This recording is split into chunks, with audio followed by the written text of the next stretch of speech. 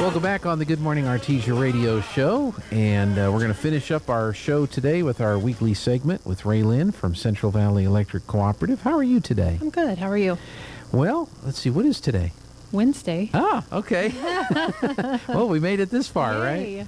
Yeah. Well, it's been kind of a busy week or so for us. We had the football game on Friday, and we've had the volleyball game last night. Right. And we've got a soccer game tomorrow, and then we go to Hobbs again on Friday, and so it's just busy time of year. And then we had all the rain this past weekend. That was nice.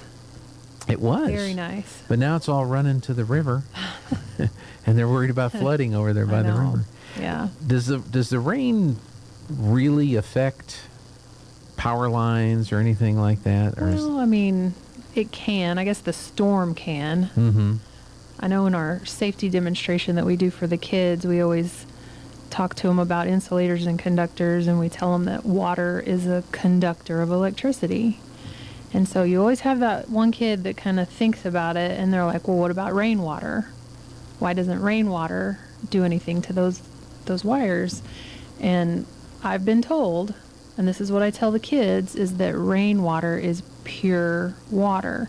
It's not till it's gotten down onto the ground and gotten pollutants and stuff in it that really causes an issue. But with the storms, I think it's more the wind and the lightning and but not the rain like or the that. water. Not that I know of now. I could be wrong. Yeah. So when you see flooding, I guess utility, you check all where your power lines and poles and towers and all those things are located. Hopefully they're not near rivers. Right. Or at least far enough away. I don't know that we've ever had to think about the flooding aspect of it, That's honestly. a good thing. I was watching a piece on YouTube the other day that I don't know why it popped up in my news feed, but apparently there are rivers in the Midwest that are full of carp. Okay. The carp's kind of taken over the rivers, and they don't want the carp to get into the Great Lakes. Because if the carps get into the Great Lakes, it's going to ruin the ecosystem there. And so there's a canal that was made years ago for barge traffic that is electrified. Oh, wow. And so there's a science to just how much electricity do they run through the water to stun the fish. Oh, wow. And not kill them. Cook the fish. Right. Wow. And I'm looking at that, and they've got all these high voltage transformers, and they've got all these coils, and they've got these multiple different things, and it's all to run a current through this stretch of water so that any of the carp trying to come up the river get stunned. Oh, wow. And then they just float back. Wow. And they wake up later and go, oh.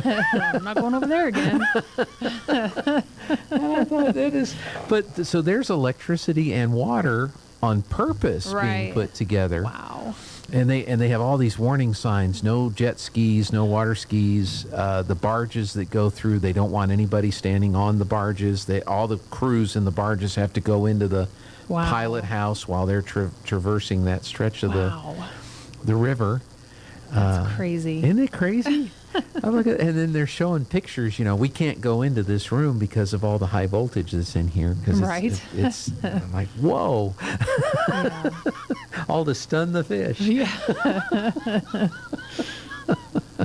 But again, how do people think of stuff like that? Exactly. But the birds will come down to get the fish, and it doesn't affect the birds. Huh. So it's probably just like your birds on the power line. They have special feet, right? rubber feet. Rubber feet.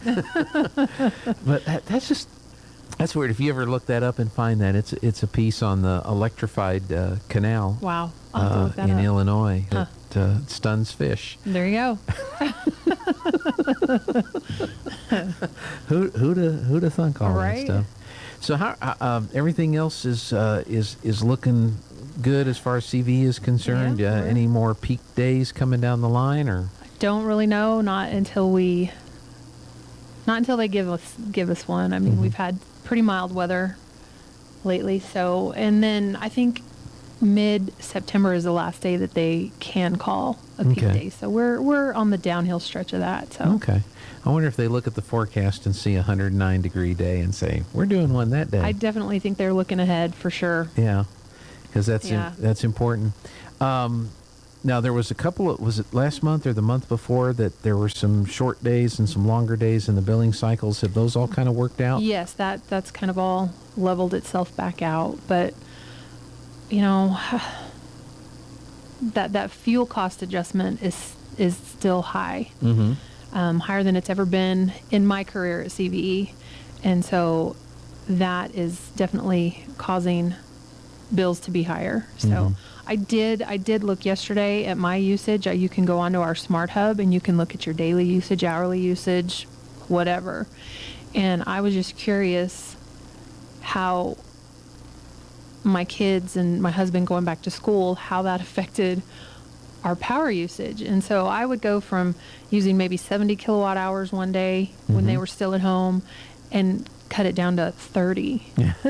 So, I mean, that's good. And I mean, of course, I can't help, that my whole family's at home during the summer. So Right. we just have to adjust. But I'm keeping my fingers crossed that my usage is down now. Yeah. So Well, that's good. And you mentioned the Smart Hub app. So if you're a Yes. CVE customer, where do you find that? you can go to our website, which is cvecoop.org. And in the top right-hand corner, there's a little black button that you can click on that says Smart Hub. And if you haven't signed up for Smart Hub, there's a thing that says new user. You can click on that and it'll go through and you can get signed up. But if you are signed up for Smart Hub, you can pay your bill online. You can, like I said, you can look at your usage daily, weekly, monthly, hourly if you want to. You can kind of see what part during the day is when you're using more power than other parts of the day. Mhm. And you can kind of see trends where, okay, this is where we are. We're waking up and we're starting to get ready for our day, and so our usage goes up. Then we all leave the house and that usage can go down, and then whenever you come home, I know ours kind of goes up about 4:30 or 5 when we all start kind of coming back home and reprogramming our thermostat kind of programs again and starts cooling off before we get home, and it's just interesting to see those trends. Does CVE have different rates depending on the time of day, or the No. rates are the same? No, they are the same all the time. Okay. Yeah. Some places in the country, They I do. know it They have varies. the time of use Yeah, rates. but No, we don't. It is what it is. It is what it is. Whether you That's use it right. in the morning or the afternoon Yep. or at night or, Yep. or whatever. Okay. But load factors change throughout the day. Oh, So the load absolutely. on the grid changes depending Right. on the time of the And day. of course, that kind of goes with trends too. Of course, when everybody is getting ready, so usually in the mornings, and then when people start getting home from work is kind of when the pressure on the grid starts to happen for sure. Yeah. Yeah, But get the Smart Hub app. absolutely. It's pretty interesting. You can check out your usage from last year to this year at the same time, and maybe you put in new windows last year and you want to see, has that really helped and has that affected my usage? You can look at things like that. Okay. And again, and we've got about a minute left. I asked you this previously. If folks are considering solar, because there's a lot of talk about There that, are. with hopefully some incentives for folks to do that. Talk to CVE as a part of that Yes. process of considering Yes, that. definitely. Give us a call first. Or if you've talked to a solar company already and you're still thinking about it, give us a call and we can kind of tell you our process. And we do purchase back the power that you generate over what you use. And so there's just time frames and different things that we've got to. Right. And you're still Take going to into be account. assessed a little bit to cover the maintenance of the lines that are Yes, still if going to you- come to your If property. you have a meter, whether it's a net meter for renewable energy or just a regular meter, there's a set $25 service availability charge. So, Yeah. all right. Well, thanks for coming in. All right. Thank Anything you. else? I think I'm good. All right. We'll try to get through another week. All right. Okay. Thanks a lot. Thank you.